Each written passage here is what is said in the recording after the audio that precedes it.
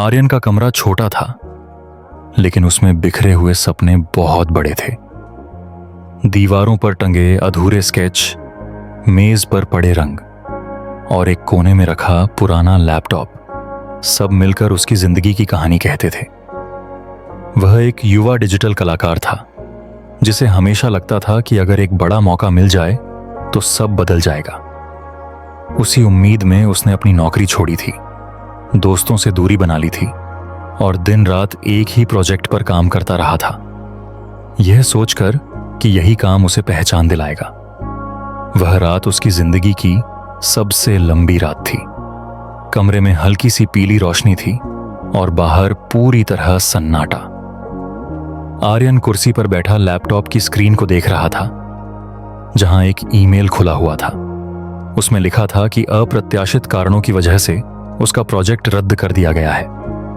बस एक लाइन थी, लेकिन उस एक लाइन ने उसके 2 साल के सपनों को तोड़ दिया।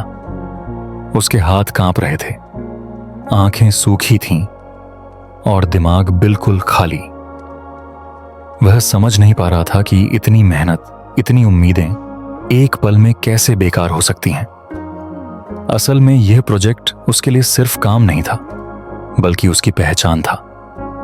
उसने इसके लिए एक छोटा सा स्टूडियो भी खोला था, जिसका नाम उसने ब्राइट फ्रेम रखा था, क्योंकि उसे यकीन था कि यह काम उसकी जिंदगी में रोशनी लाएगा। क्लाइंट बड़ा था, बजट अच्छा था और भविष्य सुरक्षित लग रहा था, लेकिन किसे पता था कि किस्मत कुछ और ही सोचकर बैठी है। प्रोजेक्ट की आखिरी डेडलाइन से बस 3 दिन पहले शहर में तेज बारिश हुई। रात को बिजली चली गई और जब सिस्टम दोबारा चालू हुआ तो उसकी मेहनत के 2 साल एक झटके में गायब हो चुके थे। फाइलें करप्ट हो गई थीं, बैकअप काम नहीं कर रहा था और जो थोड़ा बहुत बचा था वह इतना अधूरा था कि किसी काम का नहीं था। आर्यन ने पूरी रात कोशिश की, लेकिन समय उसके हाथ से निकल चुका था। क्लाइंट ने बिना कोई सवाल पूछे कॉन्ट्रैक्ट कैंसिल कर दिया। उसके बाद कई दिन ऐसे गुजरे जब आर्यन ने किसी से बात नहीं की। वह सुबह उठता, कमरे की छत को देखता और फिर चुपचाप बैठा रहता। स्टूडियो की लाइट बंद पड़ी थी और भीतर एक अजीब सा सन्नाटा था। उसकी माँ रोज उसके लिए खाना रख जाती और बस इतना कह देती कि हर अंधेरा हमेशा नहीं रहता। लेकिन उस समय आर्यन को ये बातें खोखली लगती थीं। उसे लगता था कि उसका सपना मर चुका है और उसके साथ उसका आत्मविश्वास भी। धीरे धीरे पैसे खत्म होने लगे। किराया, बिल और रोजमर्रा के खर्चे सिर पर चढ़ने लगे। मजबूरी में आर्यन ने छोटे छोटे काम लेने शुरू किए, जिन्हें वह पहले नजरअंदाज कर देता था। कभी किसी बच्चे की ड्राइंग ठीक कर देता, कभी शादी के कार्ड डिजाइन कर देता। एक दिन एक छोटी सी लड़की उसके पास आई और अपनी कॉपी खोलकर बोली कि उसने एक कॉमिक कहानी बनाई है, लेकिन उसे ठीक से ड्रॉ नहीं कर पा रही है। क्या आर्यन उसकी मदद कर सकता है? आर्यन ने बिना ज्यादा सोचे पेंसिल उठा ली। जैसे ही उसने उस किरदार के चेहरे पर थोड़ा सा भाव डाला, उसके हाथ खुद ब खुद चलने लगे। उसे लगा जैसे वह सिर्फ चित्र नहीं बना रहा, बल्कि उस किरदार की कहानी को महसूस कर रहा है। कुछ ही मिनटों में अधूरी ड्राइंग जिंदा सी लगने लगी। उसी पल उसे एहसास हुआ कि वह सिर्फ डिजाइन बनाना नहीं जानता, बल्कि किरदार और कहानियां गढ़ने की एक छुपी हुई ताकत उसके अंदर है, जिसे उसने कभी गंभीरता से नहीं देखा था। उस रात आर्यन ने अपनी पहली छोटी सी कहानी बनाई और उसे ऑनलाइन पोस्ट कर दिया, बिना किसी उम्मीद के। अगली सुबह जब वह उठा तो उसके फोन पर नोटिफिकेशन आ रहे थे। लोग उस कहानी से जुड़ रहे थे, अपने अनुभव साझा कर रहे थे और अगले हिस्से की मांग कर रहे थे।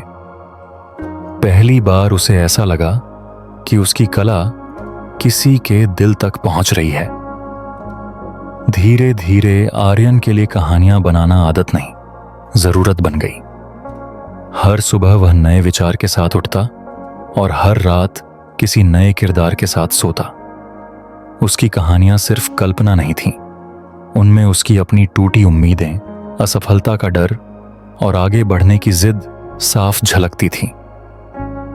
कभी वह अपने दर्द को किसी हार चुके कलाकार के रूप में दिखाता, तो कभी अपने डर को ऐसे किरदार में ढाल देता जो अंधेरे से भाग रहा हो। शायद इसी वजह से लोग उसकी कहानियों से जुड़ने लगे, क्योंकि उनमें उन्हें अपना ही अक्स दिखाई देता था। धीरे धीरे कमेंट्स बदलने लगे। पहले लोग सिर्फ अगला हिस्सा पूछते थे, फिर वे अपनी जिंदगी की बातें लिखने लगे। कोई बता रहा था कि उसने हार मानने का फैसला बदल लिया, तो कोई कह रहा था कि उसकी कहानी ने उसे अकेला महसूस नहीं होने दिया।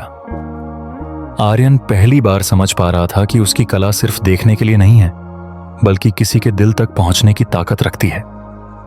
यही वह पहचान थी जिसकी उसे बरसों से तलाश थी, लेकिन वह गलत जगह ढूंढ रहा था। एक शाम जब वह अपनी अगली कहानी के स्केच पर काम कर रहा था, उसके फोन पर एक मैसेज आया। भेजने वाला वही इंडस्ट्री प्रोफेशनल था जिसने कभी उसके बड़े प्रोजेक्ट को बिना सुने ठुकरा दिया था। मैसेज में लिखा था कि उन्होंने उसकी ऑनलाइन कहानियां देखी हैं और वे एक वेब सीरीज के लिए उससे कहानी और कैरेक्टर डिजाइन पर काम करना चाहते हैं। आर्यन कुछ देर तक स्क्रीन को देखता रहा। यह वही मौका था जिसकी उसने कभी कल्पना की थी, लेकिन अब उसकी कीमत और मतलब दोनों बदल चुके थे। उस पल आर्यन को साफ समझ आ गया कि अगर उसका वह बड़ा प्रोजेक्ट कभी फेल न हुआ होता, तो शायद वह आज भी सिर्फ एक मौके के पीछे भाग रहा होता। वह अपनी असली ताकत, कहानी कहने की कला को कभी पहचान ही नहीं पाता। जो अंधेरा उसे तोड़ने आया था, वही अंधेरा उसे अपने अंदर झांकने का मौका दे गया और वहीं से उसे एक नई दिशा मिल गई। आज उसका स्टूडियो फिर से चल रहा है। नाम वही है, लेकिन अब उसकी दीवारों पर सिर्फ डिजाइन नहीं, बल्कि किरदारों की कहानियां टंगी हैं। लोग अब उसके पास सिर्फ काम लेकर नहीं आते, बल्कि अपने विचार और अपने सपने लेकर आते हैं। आर्यन अब सिर्फ एक डिजाइनर नहीं रहा, वह एक ऐसा कहानीकार बन गया है जो दूसरों को भी अपनी रोशनी खोजने की हिम्मत देता है।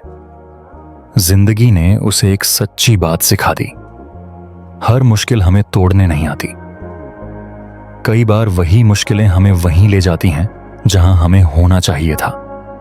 और जब इंसान अपने अंदर छुपी रोशनी को पहचान लेता है, तो उसे एहसास होता है कि अंधेरा कभी उसका दुश्मन नहीं था। वह तो बस उस रोशनी तक पहुंचने का रास्ता था जो शुरू से उसका इंतजार कर रही थी।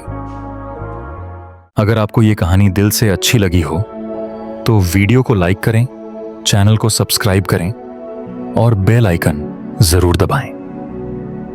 मिलते हैं अगली प्रेरणादायक कहानी में।